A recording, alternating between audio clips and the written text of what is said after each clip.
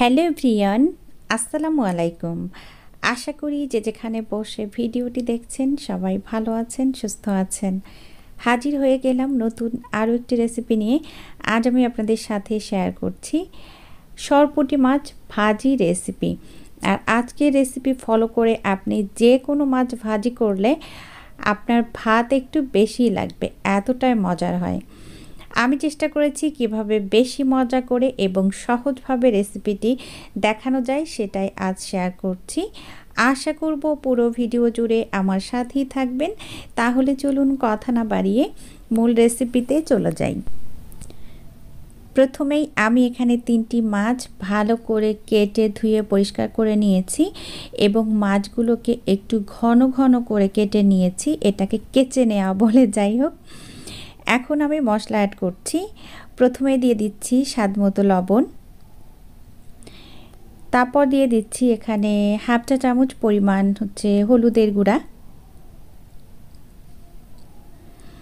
আর এখন দিয়ে দিচ্ছি আমি এখানে 1 চা চামচের মতো শুকনা মরিচের গুঁড়া। আর মরিচটা একটু বেশি দিবেন মাছ ভাজিতে, তাহলে খেতে বেশি ভালো লাগবে। এই পর্যায়ে দিয়ে দিচ্ছি হাফ চা চামচ রসুন বাটা, হাফ চা চামচ আদা বাটা। এই মশলাগুলো কম বেশি করা যাবে। আর দিচ্ছি হাফ চা চামচের কম জিরা বাটা। এখন সমস্ত মশলাগুলো আমি ভালো করে মাছের সাথে মাখিয়ে নিব। আর এই পর্যায়ে দিয়ে দিলাম সামান্য পরিমাণ ধনিয়ার গুঁড়া। এখন আমি এই মাছের সাথে ভালো করে মাখিয়ে আধা ঘন্টার জন্য রেখে দিব। আধা ঘন্টা পরে মাছটা ভাজি করব। চলে আসলাম আধা ঘন্টা পর। আমি প্যান বসিয়ে দিয়েছি। প্যানটা যখন গরম হয়ে গিয়েছে তখন দিয়ে দিয়েছি এখানে সরিষার তেল। আর আমি আজকে সরিষার তেল দিয়ে মাছটা ভাজি করছি। আপনারা চাইলে এখানে কিন্তু সয়াবিন তেলও দিতে পারেন। এই পর্যায়ে আমি তেলটা গরম হওয়া পর্যন্ত অপেক্ষা করব। এখন কিছু কথা বলি।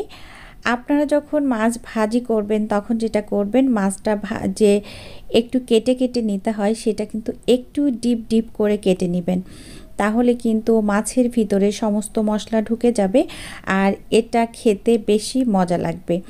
আপনি যখন ডিপ করে কেটে নেবেন, তেলে যখন ভাজি করবেন তখন দেখবেন তেলটা একেবারে মাছের ভিতর পর্যন্ত চলে যাবে। তো এইভাবে মাছ ভাজি করলে সেই মাছ ভাজি খেতে অনেক বেশি মজার হয়। তেলটা যখন গরম হয়ে গিয়েছে তখন কিন্তু আমি একটা মাছ দিয়ে দিয়েছি, পরে আমি আরও একটা মাছ দিয়ে দিলাম। এই পর্যায়ে আমি চুলার আঁচটা কমিয়ে রেখে মাছটাকে ভালো করে ভাজি করব। আর এই মাছ ভাজি করার ক্ষেত্রে কিন্তু একেবারে চুলার আঁচ বাড়িয়ে দিয়ে মাছ কখনোই ভাজি করা যাবে না, তাহলে যেটা হবে মশলা আছে মাছের সাথে সেটা পুড়ে যাবে আর মাছটা একটু তিতো তিতো হয়ে যাবে, এটা একদমই খেতে ভালো লাগবে না। তাই অবশ্যই চুলার আঁচটা কমিয়ে রেখে মাছগুলোকে ভাজি করে নিতে হবে। যে কোনো মাছ ভাজি করার ক্ষেত্রে আপনারা এই টিপসগুলো ফলো করবেন, তাহলে দেখবেন যে এই শুধুমাত্র একটা রেসিপি দিয়েই আপনার যে কোনো এক বেলার ভাত খাওয়া হয়ে যাবে, এতটাই মজার হয়। আমি প্রথমে 2টা ভাজি করে নিয়েছি, পরে আমি আরও একটা ভাজি করে নিচ্ছি। তো এইভাবে আমি 3টা মাছই ভাজি করে নিয়েছি। মাছ ভাজি যখন হয়ে গিয়েছে তখন উঠিয়ে নিয়ে সেই তেলের মধ্যে আমি পেঁয়াজ এবং কাঁচামরিচ ভাজি করে নিচ্ছি।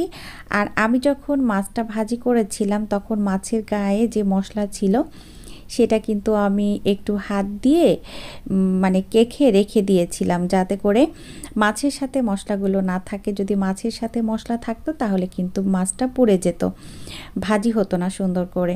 তো এইভাবে এই মশলাটা দিয়ে পেঁয়াজ মরিচ ভাজি করে নিয়েছি, এটা বেশি মজার হয়েছিল।